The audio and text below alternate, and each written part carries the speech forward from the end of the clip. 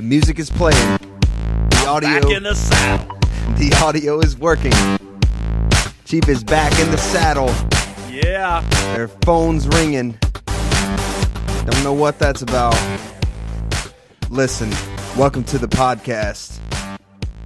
They're going to have to call back, I think. My name is Clay. This is Third Thoughts. It is good to be back with you. Today is Tuesday, April 10. The time is 4:01 p.m. PM Eastern time. And we're back at it. Chief, welcome back. It's good to be back. We skipped a week. You were on spring break. Spring break. And I was suffering from a bad pollen allergy. Could not speak or breathe clearly that day. But yet you would have asked me to persevere. Well, not necessarily. It really depends. You could have said, I mean, I don't know. You're better at handling that kind of stuff than me, though. Yes. I guess. You just keep doing stuff. I just like to go home and curl up and go to bed. Right. If I feel bad. Mm. I like to do that when I feel good, too, honestly. Bed's never a bad place. It's really not. It's really a great place. And everyone should. I'm trying to figure out how to do an illustrated sermon using a bed so that I can just lay down while I preach. Oh, my God. I think I should do third thoughts from the bed.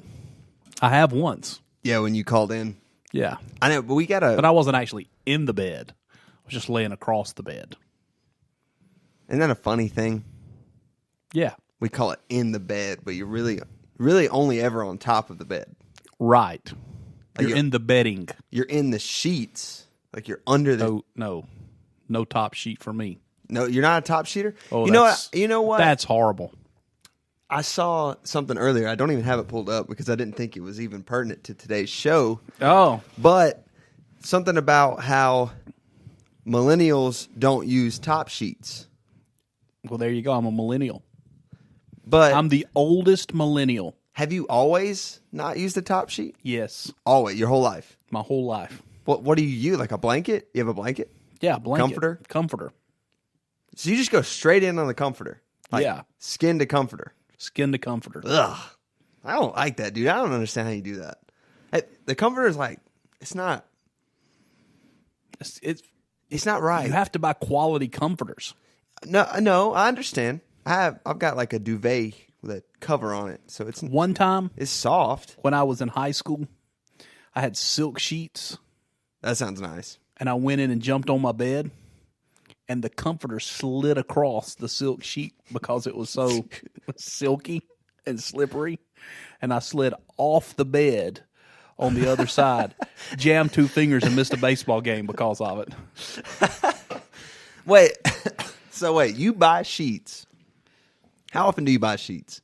I don't ever buy sheets. How often does your wife buy sheets? I have no idea. I can't answer that. When you get a pack of sheets, then yes, like what do you do with the top one? I'm pretty sure they're folded up on a shelf above the washing machine. There's y'all just got a stack of top sheets? Yeah. Occasionally, there'll be a time where I'm like, I don't want to put a fitted sheet on the bed, so I'll just get a top sheet and just lay it across it. Oh my God. What is this? That gives me like anxiety when I think about it. Yeah, and I do know that we have a couple of sets of those bamboo sheets. What is that? Bamboo sheets. Oh, they're like the softest sheets in the world. Are they like that t-shirt material? Oh no, it's even better. Really? It's like Egyptian. Bamboo sheets. It's like Egyptian cotton. I'm trying to think of the name of them. I'm gonna Google bamboo sheets. They're gonna come up. Yeah, Caraloha or something like that. Oh, yep, that's the first one. Yeah, I know because they're the best. How about that? Yeah, resort bed sheet sets. They're nice. Oh my Lord, these are expensive. They're nice sheets.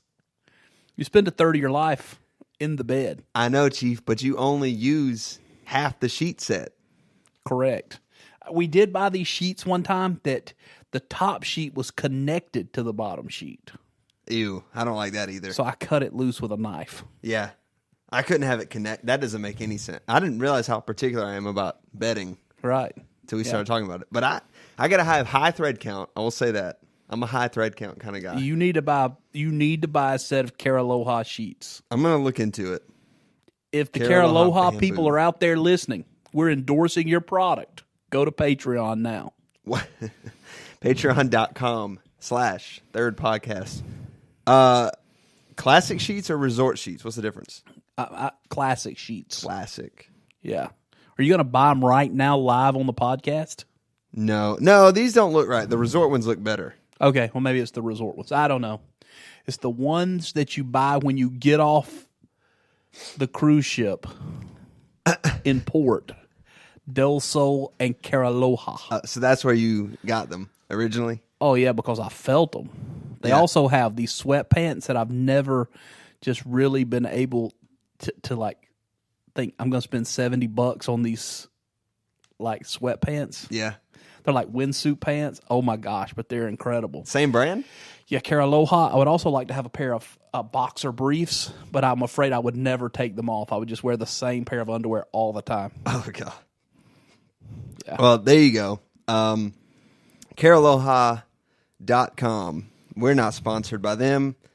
I'm going to put it in the chat anyway, just in case you are interested. Yeah, so I don't know how we got onto that. Me either. But I find myself at the end of the show wondering a lot of times, how did we get where we got? Yep. I wonder if I can really hear you breathing for some reason. Because Why you put the mic up? Why don't you point it down? Why you point it? I like the mic just like it is. It's pointing up at you. I've got some sinus issues, so I'm having to suck I harder. am too, man. It's something about, I don't know. It's like every week pollen, it's something bro. different though. Pollen. It's like a cloud. But every It's week it low seems like hanging cloud cover it seems like a different thing every week though, like a different symptom. because it's a different thing that blooms and produces pollen. Like okay, 3 weeks ago, first week was sore throat, bad, like just sore desert Sahara in my throat. Second week, I could not breathe. My eyes, I was just crying constantly, just stopped up, terrible. And then this week, I'm in like I was telling you earlier, I think I was like developing vertigo. Like I was feeling dizzy, things hurt. That I don't know why they hurt. I'm nauseous sometimes. Well, you know, actually, health concerns appear to be quite regional. Health concerns vary from state to state. Oh yeah? Yeah, you didn't know that? Yeah. You got an article? Yeah, there's an article just so happens right here on my phone right now. Wow. It's almost like you set that up. Well, actually, what you were segueing into, I have a better story for that, but I don't have it pulled up. And then I'm going to lose this one. So, all right, go for it. So, yeah. Welcome back to the Chiefs Corner, everybody. Apparently,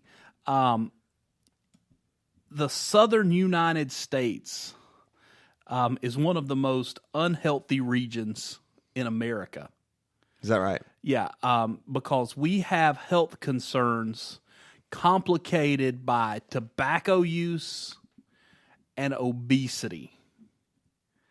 And that is attributed to, I guess, of course, the growth of tobacco here in the southern United States. The obesity probably because of our fascination, if not addiction, to butter and lard. You think butter is the problem though? No. As a matter of fact, I have a theory. I think sugar is the problem. I have a theory that goes beyond that. That all of this high blood pressure, heart attacks, strokes, all this stuff that we hear about all the time now, we used to not hear about that in the old days. And The old days. Yeah, like my grandmama, my great-grandmama. Okay. You know? And listen, they ate something fried every day. Most of the time, multiple fried meals a day. Butter-coated biscuits. Oh, yeah. Oh, heck yeah. Yeah, so my theory is this, that in those days, they ate so much butter and grease that it kept their arteries lubed up. and everything just slipped right through and kept going. And then we decided to start eating broccoli Nah, and Brussels sprouts. And those Come little on. particles of broccoli and Brussels sprouts get clogged in people's arteries Broccoli doesn't get to your arteries, man. and backs everything up and causes blockages. I think it's preservatives. Oh, yeah. I was just kidding about the whole broccoli. I think it's preservatives. Oh, yeah. What we put in our bodies is terrible. Everything's so processed and manufactured. Absolutely. I don't know if this is a fact or if it's a wives' tale, but I'm going to go ahead and quote it anyway. Okay. I I'm going to third thoughts where the facts might be fake. I heard someone once say Yes. that it took 2/3 less embalming fluid to embalm someone now as it did in the 1950s, because the amount of preservatives we put in our body, we are already partially preserved and embalmed when we die. Is that right? Do you have Yeah. an embalming story? No. Because I do. Let me hear it. Isn't that weird? How did you know that? I didn't know that. All right, check this out. This is from The Verge. A Russian woman was embalmed alive. What? And they had a funeral director come to The Verge and explain what that means. But here's the deal. This past week, multiple outlets shared a story that played on people's worst fears. In Russia, a 28-year-old woman was accidentally embalmed alive during an operation. So during surgery to remove ovarian cysts, instead of giving her saline, the doctors hooked her IV to formalin, which is a fluid with a very high proportion of formaldehyde, Yes. the chemical used to preserve dead bodies. She apparently complained that she was dying, and it took 14 hours for her to die. But she was in pain the entire time because they hooked a formalin bag instead of a saline bag to her. Because they embalmed her. Formalin is 40% formaldehyde, and it's stronger than anything any funeral embalmer uses. And they put this junk directly in her veins during an operation. Can you imagine? Yeah, that is probably one of those health risks that goes uninvestigated. I mean, yeah, because you can't replicate that. You know, like to see. Right, the leading happens. cause of death in Russia, embalming. It's just one case, but no one dies there. They just freeze. They're gonna wake up one day when the earth warms up. I can see no man. Yeah, it's really just a preservation technique to live in Siberia. Karl Marx, Stalin, they're going to They're wake all up. there. They're all there. They're fine. Just frozen. Yeah. So basically, yeah, she was. Obviously it's a case now. Like, was it murder? Is it it's negligence, medical negligence? Oh yeah, and that's not a good place to be in. But man, what a horrible 14 hours. yeah. That stuff basically just Eats you. yeah. It's very caustic. Yeah. Wow. Yep. And I don't guess they could undo it once they did it. No, I mean once it gets, that's the thing about it, because it goes directly to your circulatory system. I mean which is how they do it at a funeral home too. The way I understand it, it's you cut into the artery, right, and pump it in. Yeah, I mean once it's in there, man, it's in there. Wow. You can't just extract it. But man, 14 hours. The funeral director they interviewed here at The Verge said that he doesn't know how she lived that long. If it was formalin, because that would have, he said there's really no way. But also there's no data on this because it's obviously unethical. You can't take people and put it in there to see how long they last. See how they last. Yeah. Right. There's really no way to have those poor monkeys and rats right now. Do they do that? They don't do it live though, do they? I'm sure they are now. Right now that this happened, yeah, somebody's collecting data on this junk. Somebody is writing a dissertation on this right now because they saw it or heard it on Third Thoughts. Man, here's something interesting though from this interview too. Before we leave the embalming topic, apparently embalming is a phenomenon peculiar to the United States. Did you know that? No, I did not know that. So apparently in the UK, about 90% of people are cremated. Okay. Now, the UK is an island, right? Right. So they have less land, less places to bury people. But yeah, so apparently Americans, what this guy was saying is that the United States has a grief bond, quote unquote, that when things are exceptionally emotional, we tend to bond things irrationally, which that's pretty solid lot. I mean, yeah, you can see that happening a lot, especially, I mean, anytime you deal with something like that. And apparently embalming became incredibly popular during and after the Civil War. So that's kind of the point where the United States shifted toward embalming rather than other ways of disposing of the deceased. I just thought it was interesting. Yeah. Well, let me get back to what I was talking about. Sure. Yeah, go back. So this doctor says health care and health outcomes are very regional, and southern states tend to have more chronic disease relating to obesity and tobacco use. Listen, as well as the availability of certain services. Basic preventative care is less available in the South. How so? That's what I'm wondering. I mean, that sounds very stereotypical, like we're just dumb Southern folks that don't know to go to the gym. I don't know, man. I say that. I say how so. And like in our particular town and I mean, we live in Metro Atlanta, basically.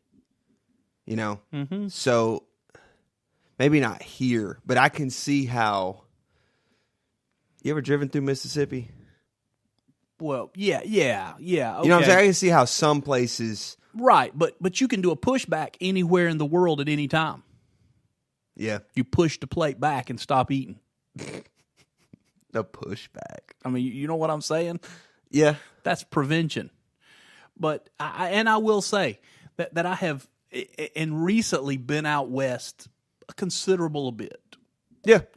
And there are less fat people viewed on the West Coast than here in the South. Mm-hmm. So I can understand, that, but they have their own issues out there. Sure. I mean, it's not just fat people that die. No, everyone does. Yeah, my daughter did one time. She went and visited the nursing home, and she came back and she looked at me and she said, Madison, she was like maybe 6, 7 years old. Yeah. And she looked at me and she said, Daddy, do you know there's no fat people at the old folks' home? I said, no, baby, I didn't know that. She said, you know why? I said, why? She said, because they're all dead. Honestly, I don't ever want to go to the nursing home, so. She said, Daddy, why don't you lose some weight? She said that to you? Yeah. Dang. Yeah. Honestly, I don't ever want to end up in the nursing home, so I'm going to keep eating like Taco Bell and stuff to ensure that never happens. Well, I have so much faith that something traumatic and sudden would have to happen. Or I'm going to believe for healing and it will happen. Yeah. So, anyway, this doctor goes on to make a great statement. Okay. It's going to lead me down a short soapbox. You can't be led down a soapbox. You get on the soapbox. You go down the rabbit trail. I'm going down the trail, and I'm going to find a soapbox, possibly. There's a soapbox at the end of every rabbit trail. Health doesn't happen in a medical facility. It happens in the home and the community. Wow. Yeah. Spoken like a pastor almost. So here's the deal. Here it Our is. government will not allow us to be healthy. Oh, God. Help us. Because they will not allow us to eat clean food that we can obtain from any source we choose to obtain it How from. do you keep going back to this? Clay, How do you make everything food sovereignty? Clay, that's a skill that you Clay, have. do you know why? Do you know why milk is pasteurized? No, I don't.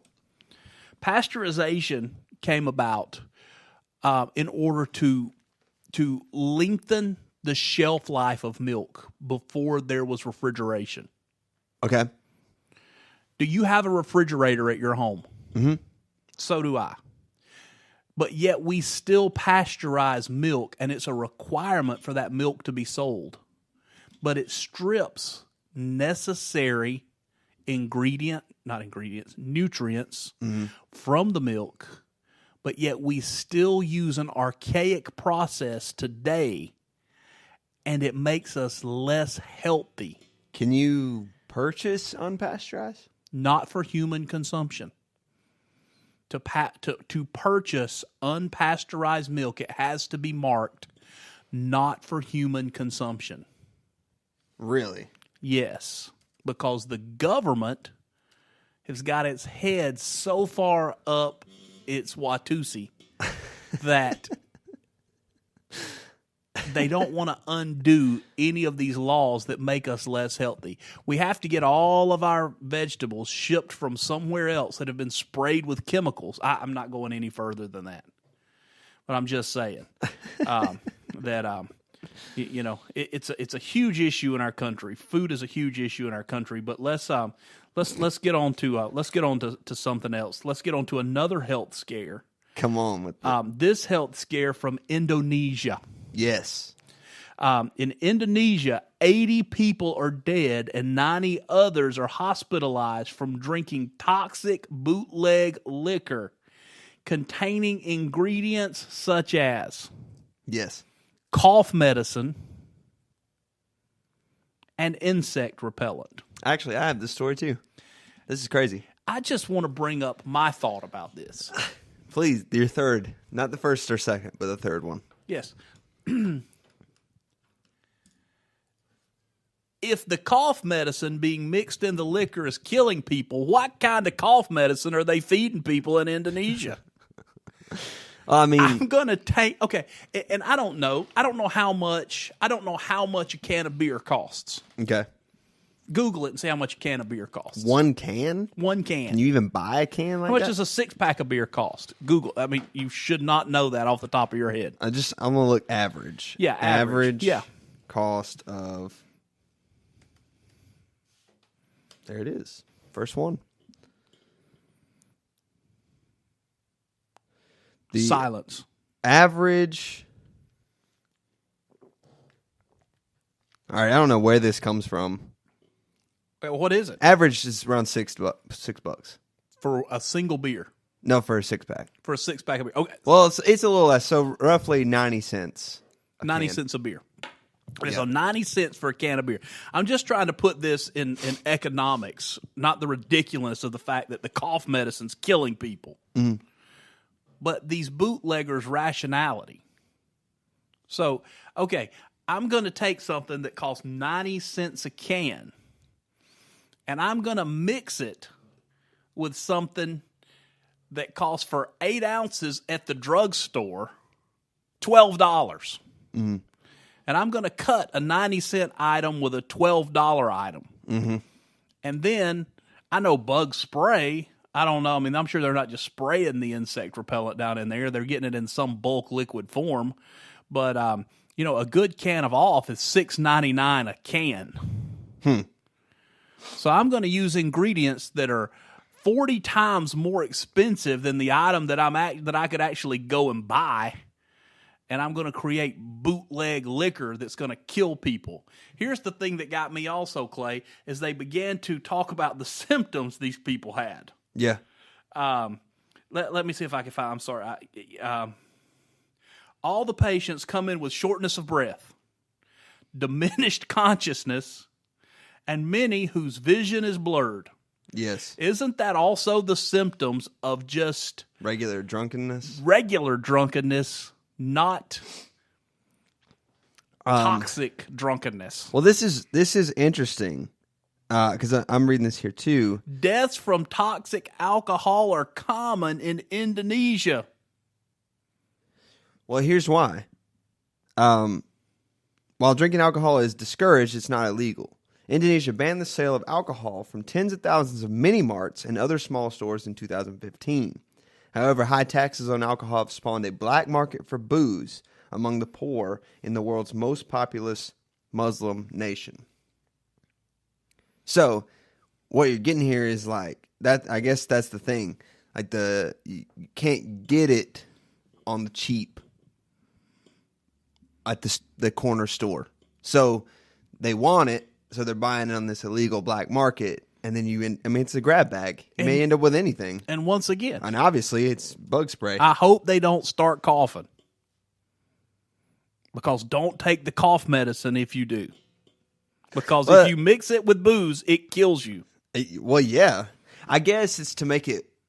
So I guess it says bootleg liquor. It doesn't really tell us what it was, but I guess they're trying to make it go further. Kind of like if you put water in gasoline, like it's going to tear your car up, but fills the tank up. Yeah, it's going to kill you, but it make you feel good while you die. Yeah, but it makes the cost lower too. So these bootleggers, black market guys, just go buy the bottle of cough medicine and drink it. It's still going to get you stoned. Yeah. Or better yet, is there a tax on cough medicine there? Just I'm sure there is. Find something else to do in Indonesia besides drink if toxic drunkenness is common. Yeah. Just find something else to do. Interesting. The third world. Using cough remedies, ointments, and mosquito repellent. So they're like putting hemorrhoid cream in there too? Apparently, 7 people suspected of mixing or selling bootleg liquor have been arrested, while another person remains at large. Based on their confession, this is what the guy said. Based on their confessions, they worked independently, each mixing the drinks in their own way, using cough remedies, ointments, and mosquito repellent. See, I didn't have that other information in my article. Interesting. I wonder, the only way I can rationalize why you would add that stuff is to make, like if you had a bottle of liquor and you're selling it on the black market, you could just sell the bottle outright, or you can mix it with something else and keep selling that one bottle for longer, make more money off of it. Yeah. So, I mean, I guess that's why they're doing it. But why they choose that? Why they just put water in it? That's what I'm saying. Why not just water? Why buy repellents and medicines and ointments and why just put some water in it, man? Right. Or just sell cough medicine. Yeah. Say, listen, I know you came for liquor, but listen, this Robitussin, it'll mess you up, dude. Wow. And that's a crazy story. I read that too. 80 people dead, man. Or sell the Robitussin and pour a shot of liquor in it. Man. I'm just saying. It's madness. Yeah. It is madness. It's truly madness. Okay, so to be true to the title of our show today, we've already talked about fat people. You give me the big tuna. I want to talk about a big tuna. Give me a big tuna. A retired Army general. Yeah. Caught a 877-pound bluefin tuna and breaks the state record. What state? North Carolina. Wow. Atlantic bluefin. How many pounds? 800? 877 pounds. Have you got a calculator over there, Clay? I do. I want you to... TI-38. Yeah, so multiply 877... 877 times 14. Times 14. What does that come up to? 12,278. Okay, now multiply 877 times 24. 21,048. Okay, so this 877-pound tuna that measured in at 113 inches in length and was 79 inches around. Wow. Okay? And you said 113 in length? 113 inches in length. Yeah. Yeah. Okay. So roughly a 9.5 foot tuna. Yeah. Jeez. Okay. Goliath tuna. So this 55-year-old ex-general has caught this tuna, right? Yeah. And here is another way that our government interferes with things. Had he been on the tuna.com or one of those boats from the show Wicked Tuna, Yep. he would have made somewhere between $14,000 and $24,000 For this one fish. for this one fish. But because he's not a commercial fisherman, he is not allowed to sell the tuna. How do you eat 877 pounds of tuna? Where do you get a freezer big enough to hold 877 pounds of tuna? It's ridiculous because people are in the way. You should be able to sell the tuna fish and make your money. I'm just saying. But that is a big, stinking tuna fish. The Atlantic bluefin is threatened, too. It's like on its way to extinction. So I guess that's why the restrictions are so. No, it's in the boat. It's landed. It's not thrown back. It's hanging by its tail from a scale at the dock. Yeah. That fish is dead. Yeah. I don't know, dude. This was not catch and release. This is catch and fillet. But he can't sell it because he's not a commercial fisherman. Ridiculousness is what that is. Yeah. I mean, I don't know. Do you think it's ridiculous? We're gonna build a wall, but you can't sell a fish. Yeah, I mean, it's both ridiculous. Fair enough. I don't know. I don't have an explanation for I've that. had people come up to me and say, Chief, I don't think you're grateful that you live in America. You complain about our government so much. I've been other places. Yeah. I've been to the third world. I've been bad places, poor places, places where it's knee deep in urine and doo-doo water. Okay? So eloquent. And there's some of those places that I could probably go and live and be just fine. You know why? Because I could grow my own food and sell it to people if I wanted to. Just saying. 877-pound tuna that I can't sell because I'm not a commercial fisherman. Here's another thing. You kill a deer, white-tailed deer. You can't sell the meat. Yeah. But you can go to a university property at night on a state-issued license and kill deer, and they'll stack them up and put them in the back of a pickup truck and carry them to the jail and feed it to the prisoners. You said 877? 877 pounds. All right. Let's do some more math. Okay. Because I'm curious. You're worried about the government intervention. I'm thinking about if we turn this thing into sashimi, how much tuna are we talking about? All right. So roughly, a piece of sashimi is an ounce of fish. You mean sashimi? Yeah. I just want our Sushi. southern listening. Just sushi. I just want our southern listening audience. I want to do that interpretation so they understand what you're saying. Yeah. Sushi. About an ounce of fish per, right? Yeah. Per and listen, I got plenty about the government today. Okay. Well, we'll get to that. 877 pounds, right? I'm adding to the obesity in the South right now. See, what are you eating? Is that a Kit Kat or what's a Reese's stick? A Reese's stick. I don't know if good. There's 16 ounces in a pound, yeah? Right? So if I multiply 877, I don't know. How much are trimmings, do you think? If you trim the fish up, how much of that is bones, organs? Like, what do you think the meat takeaway from that is? 700 pounds. 700 pounds? Let's just use that. 700 times 16. We're talking about 11,200 pieces of sushi. So it's not as much as I thought. I could eat that for lunch. 11,000. How many pieces of sushi you've eaten in one sitting? I've never eaten all the sushi I could eat. in One sitting. time I ate 45.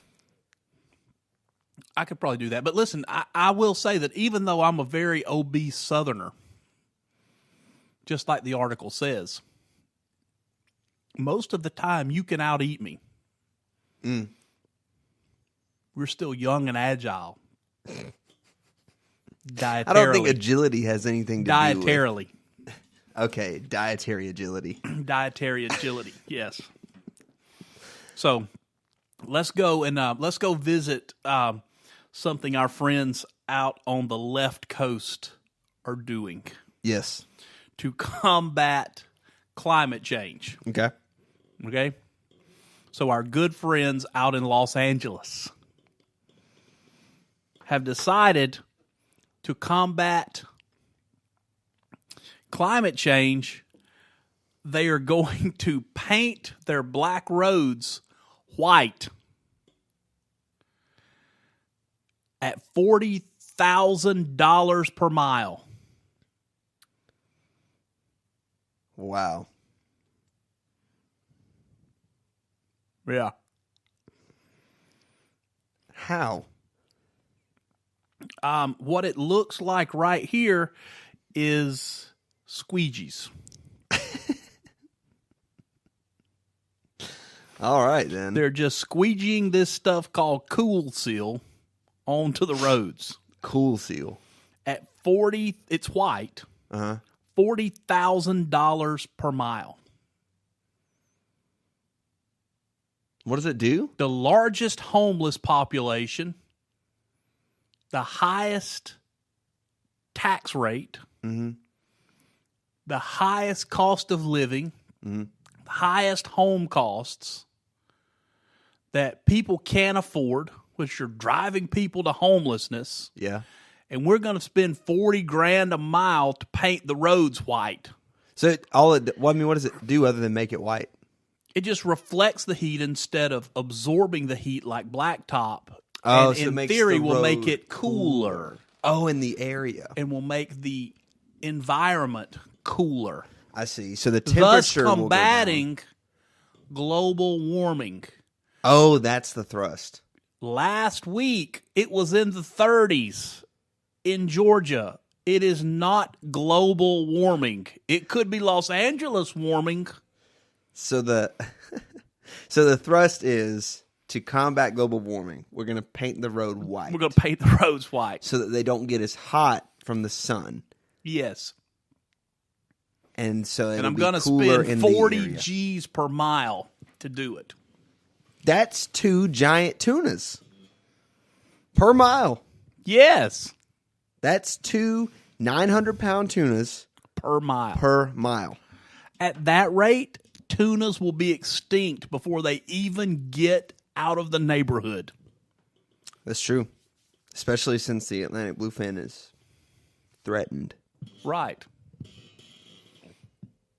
Wow. I'm going to get a sign, and I'm going to go stand there and say, save the tunas, leave the roads black.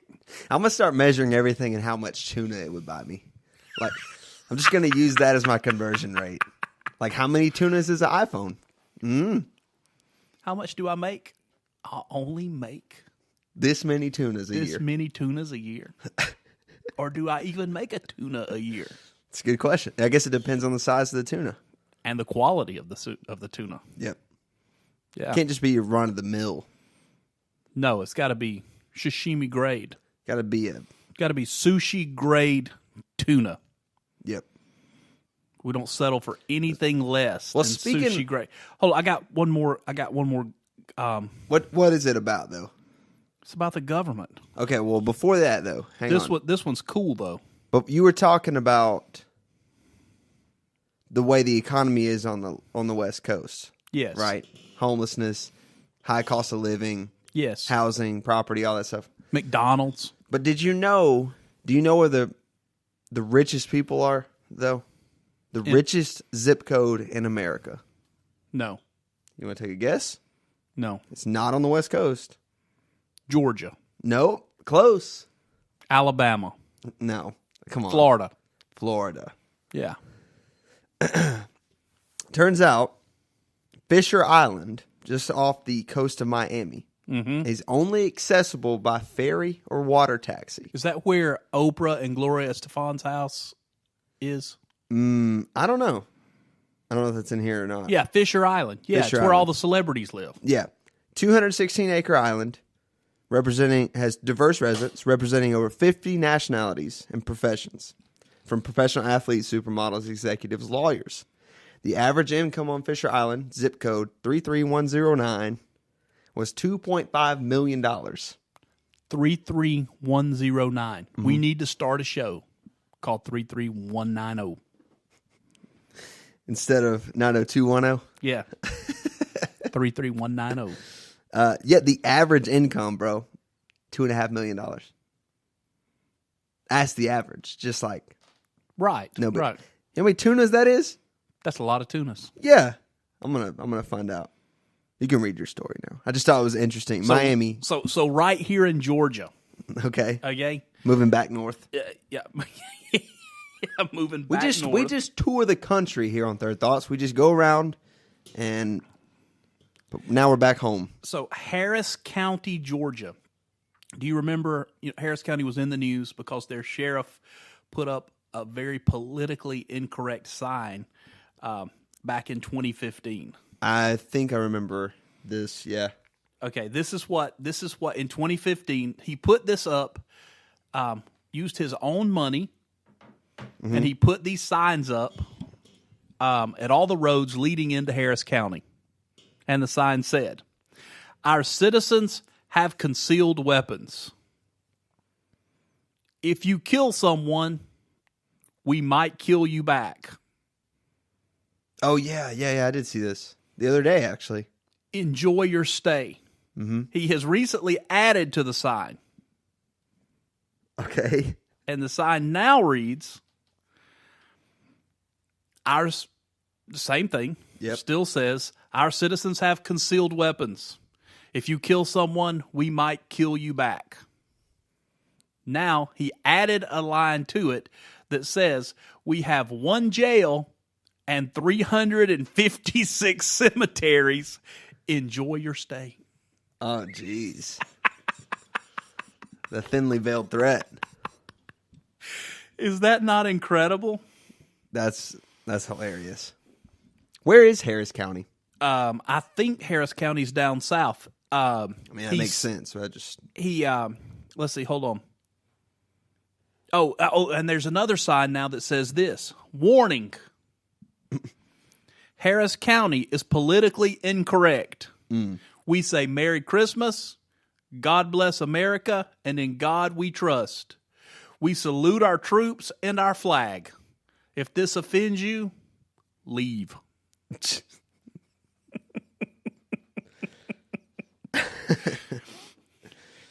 Wow. "I spent 20 years in the Army to give everyone the right to disagree with me or anyone else," the sheriff said. "Hopefully, if they disagree, they can voice that opinion. But if it offends them, truly offends them, maybe they're in the wrong country," the sheriff said. Not wrong county. The wrong country. Country. Yes. Wow. I love stories like that. Harris County. I don't even know where that is. I mean, that's just Georgia. So right now, I don't know. He may have finished now. Your favorite guy, The West. Mark Zuckerberg, Yes. is appearing before Congress. Yes. He's not. Why is he my favorite guy? Why would you say that? I don't know. You just talk about him a lot. I just think because Facebook is so ingrained in everyone's And that's life. what I want to talk about. Before you go there, he said this whole breach of privacy thing. His response to it, basically, "My bad," yeah, or in textbook language, "It's complicated." yeah. I mean, what's he gonna say though? Like, he knew what was going on. Well, here's the thing: where are we in society that someone who runs a social media company would have the power to be summoned before a congressional hearing? What has our society become? So, what do you think solution? Because there are some congressmen calling for regulations. What do I think the solution is? I think the solution is turn your phone off and shut your laptop and go meet your neighbor. Okay, that's what you would like to happen, but given that Facebook does exist and is not going to be shut down, it's too much of a moneymaker. They're not making any money off me. No, but in the grand scheme of it, they're making a lot of money. And people are talking about how his I guess they are making money off me because all those people tune in to hear me preach. Yeah. Well, yeah, because the church uses Facebook. Right. Third Thoughts uses Facebook. Yeah. I mean, my wife uses Facebook. Yeah. And if all that stuff was true about them gathering data on people who don't even have profiles, they owe me money. Yeah. They're using my data. A lot of I've read several articles about Zuckerberg today. What do I think is the answer? Yeah. Do I think regulations? Because congressmen are calling for regulations. That they've got to regulate data acquisition. The answer is never more governmental regulation. So what do? You want Zuckerberg accountable. You want Facebook to be accountable. Did I say that? Well, do you? Or do you care?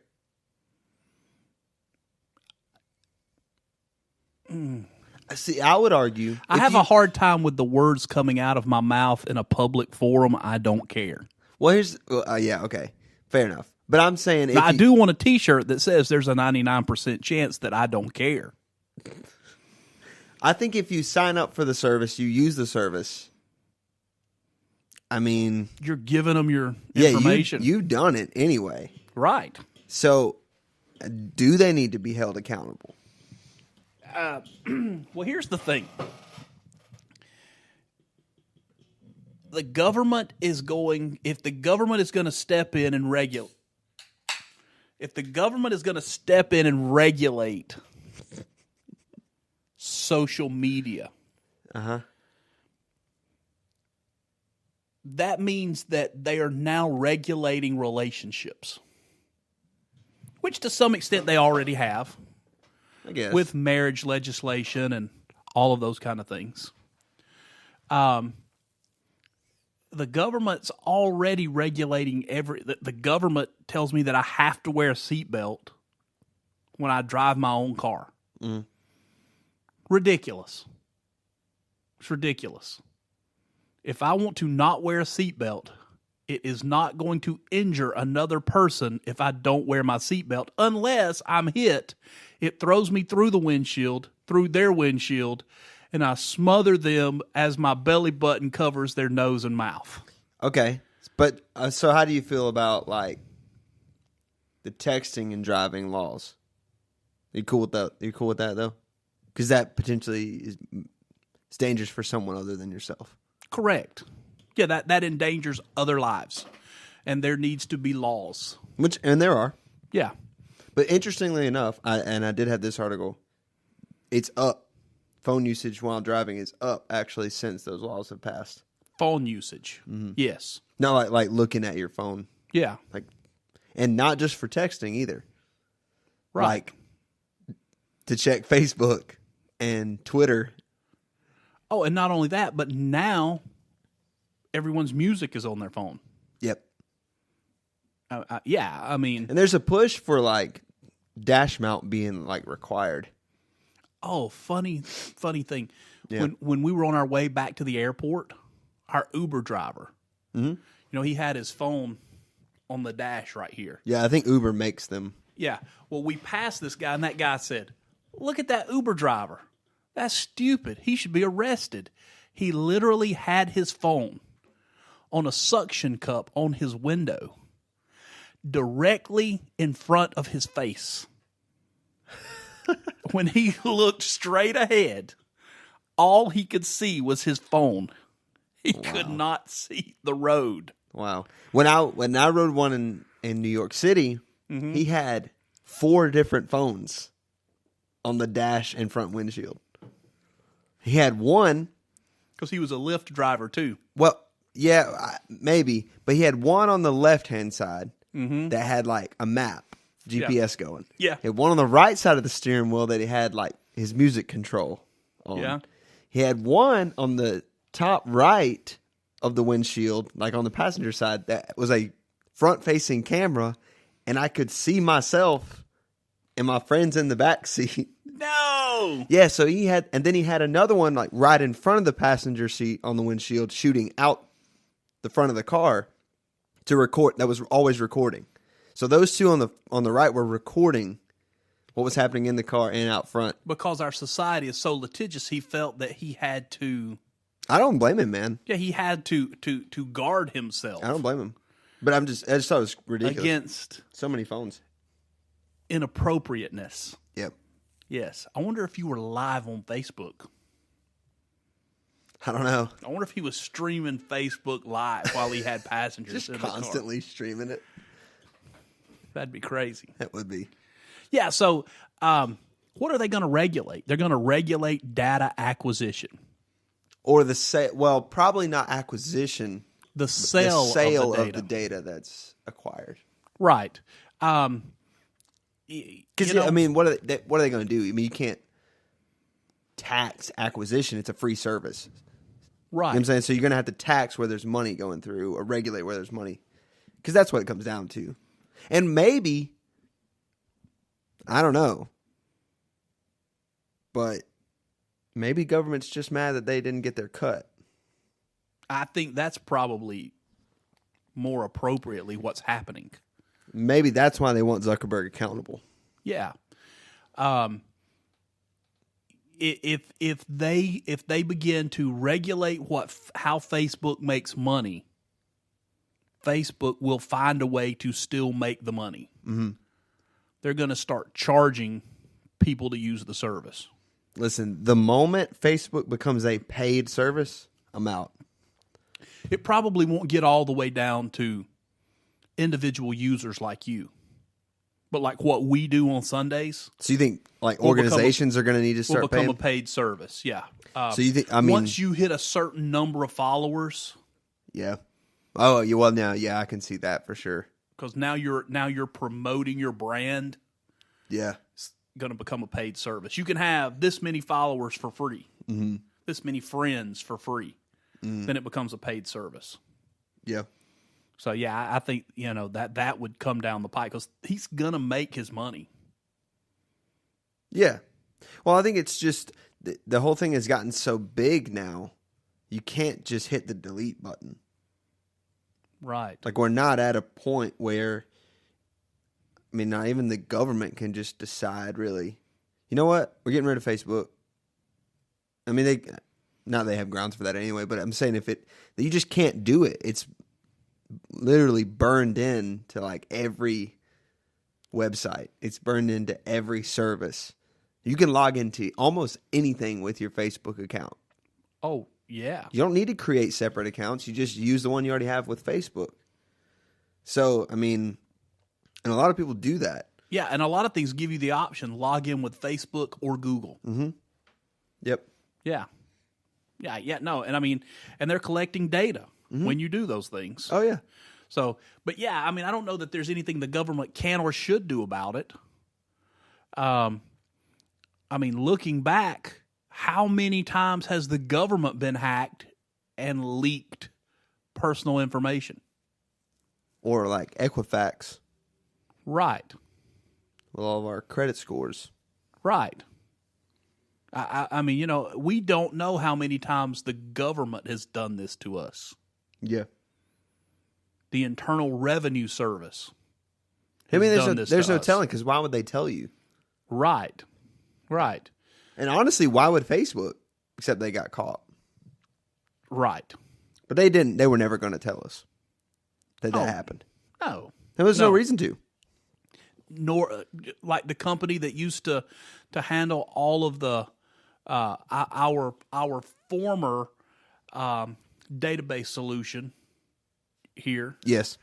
They weren't going to tell anybody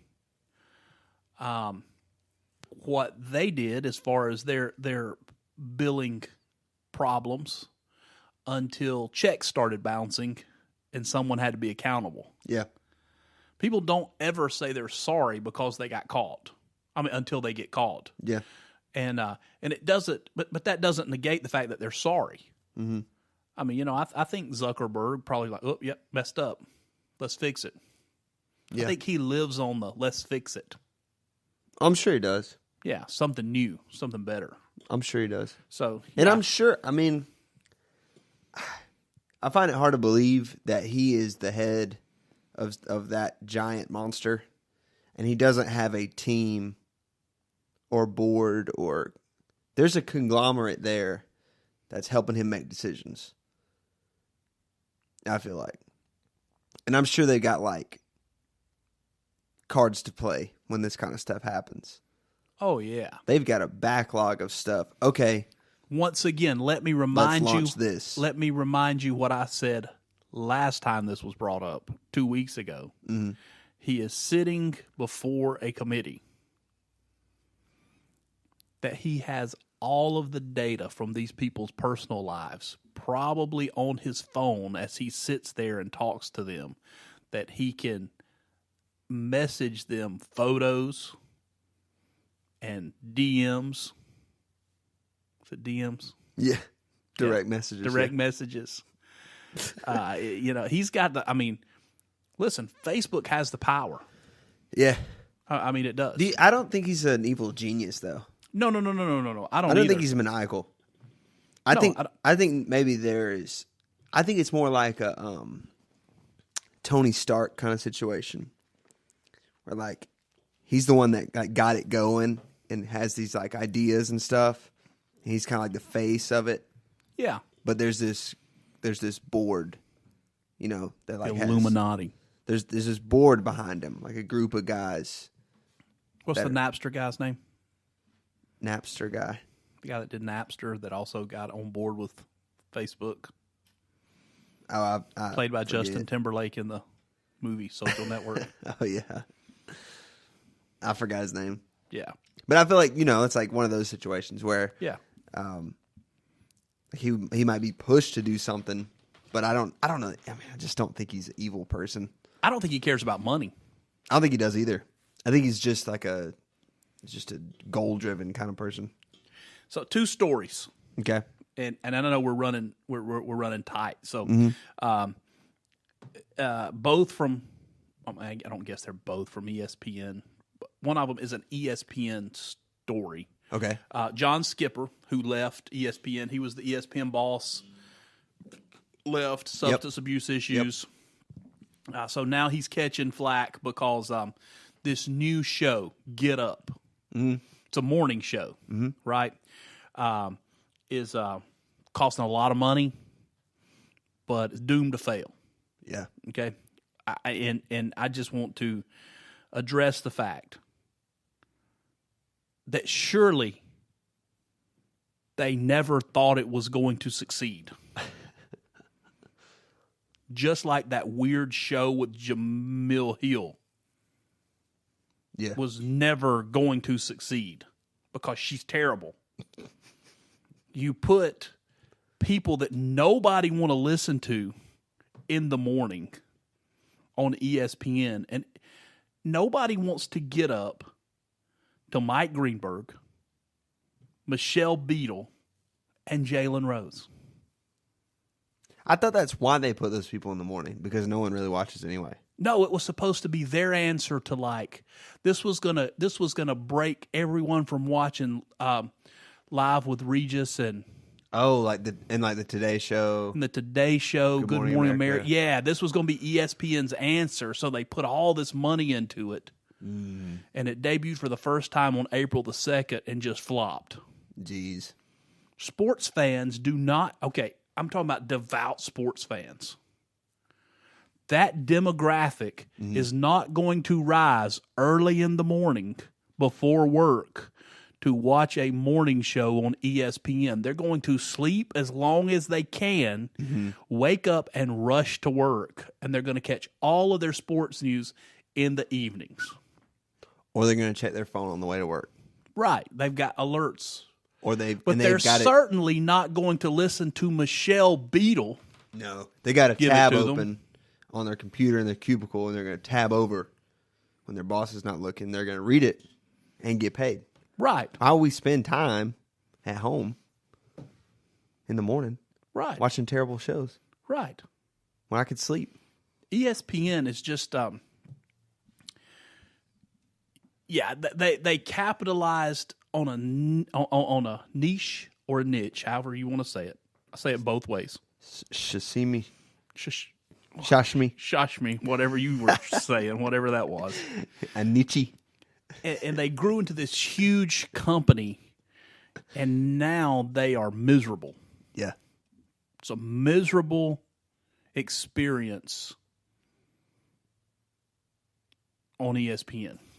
It just is. And I'm a huge sports fan. I am too. So, moving on to another sports story.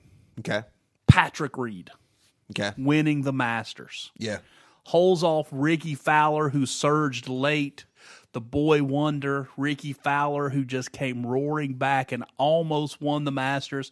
Patrick Reed, 2-putt par on hole number 18 to win the Masters for the first time. What a warm story. A boy right there from Augusta winning the Masters in his hometown. And his parents were not invited to the tournament. Why? His parents sitting in their home 3 miles away from Augusta National. Did he? Why weren't they invited? He hasn't spoke to his parents. We don't know why. In over 6 years. His parents have never met his 2 children. Wow. In 2014, his father snuck into the U.S. Open and was hiding behind trees to watch Patrick play golf. His wife spotted him. He did not try to approach the family in any way. He was just trying to watch Patrick play golf. Alerted security, and security escorted his father out of the golfing arena. What the heck, man? They held each other, embraced, and cried as their son and brother won the Masters, as proud parents would do. And he didn't even invite them to the tournament. Wow. What a jerk. But I'm interested in the backstory. Well, I know some backstory on Patrick Reed because I know the whole University of Georgia was pulling for him not to win the Masters because he was a scholarship golfer At Georgia. at the University of Georgia. Yeah. And he was kicked off the team because he stole from his teammates. Ugh. He would excuse himself during practice rounds to go to the bathroom and take money out of their wallets. What? So he goes to Augusta State and wins 2 national championships.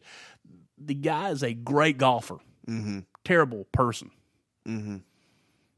But yeah, I just think it's sad that no matter what the estrangement is,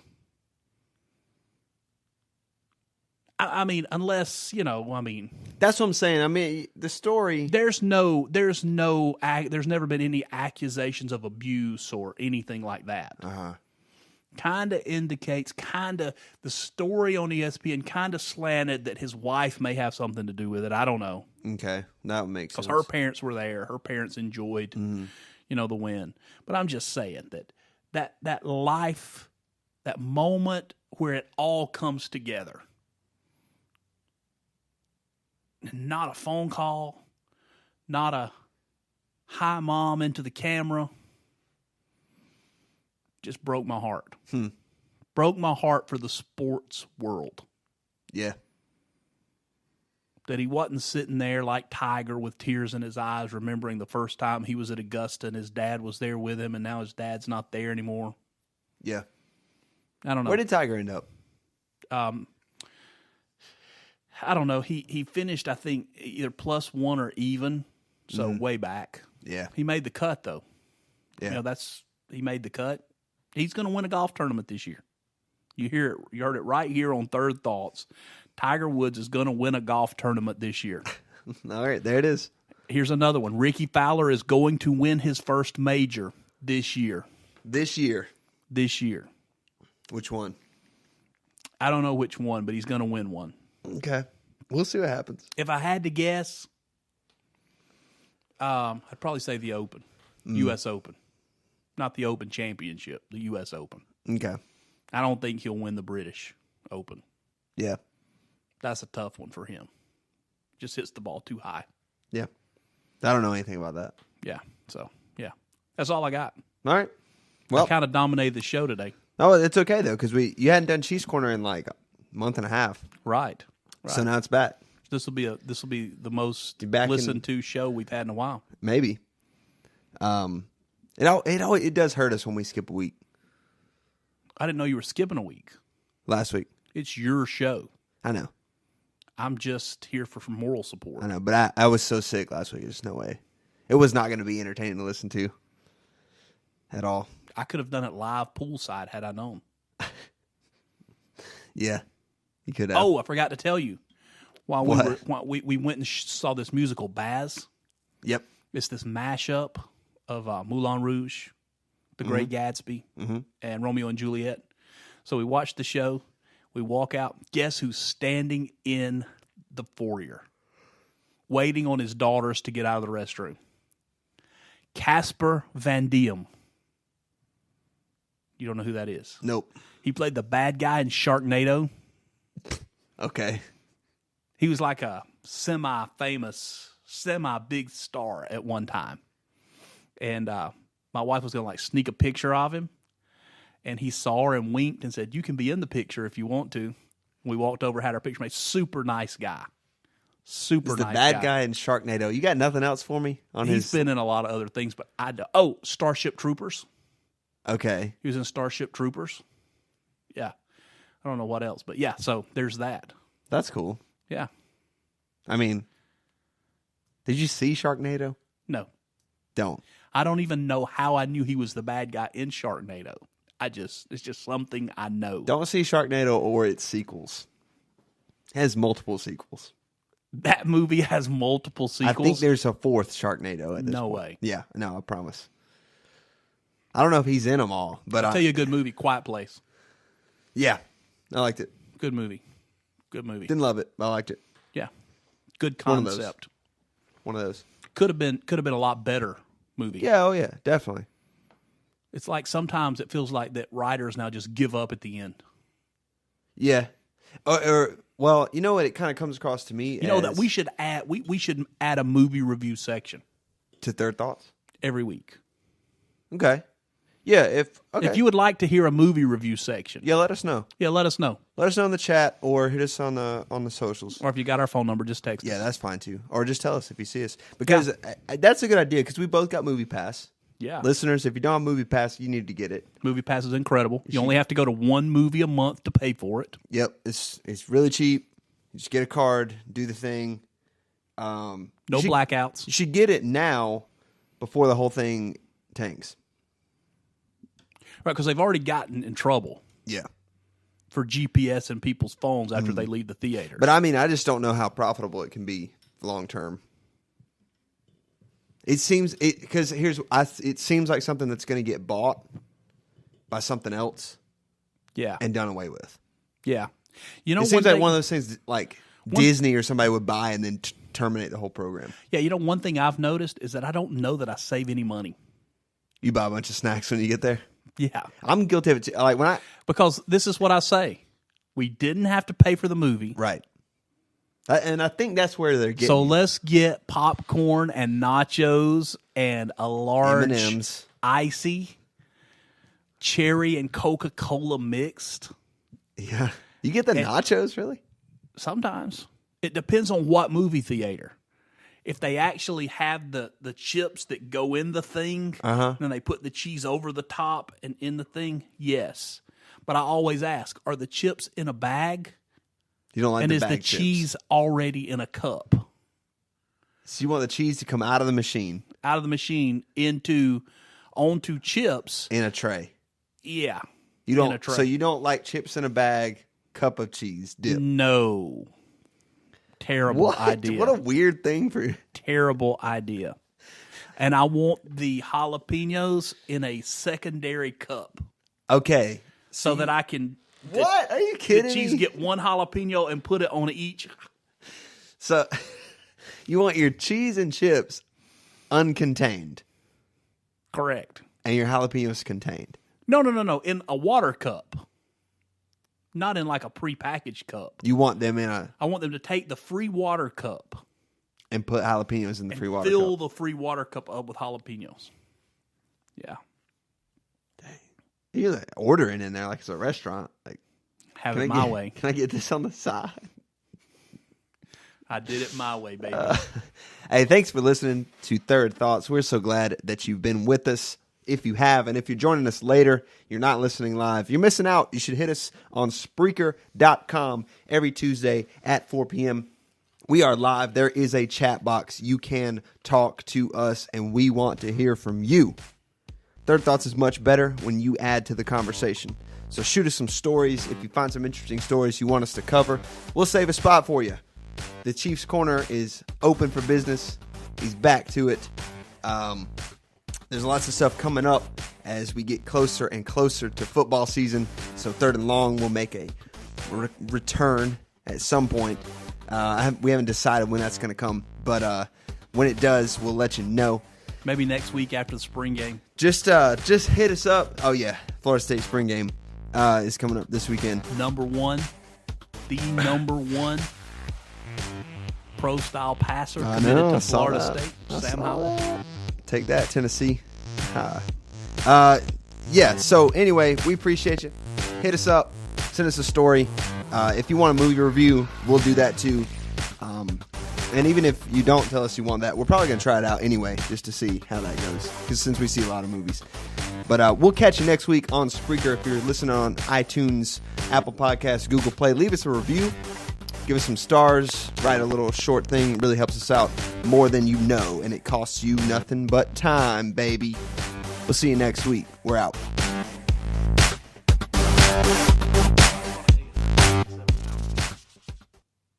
I would eat it all raw on the boat. The average income in that island in Miami that year, 2015, is 119 giant tunas. 100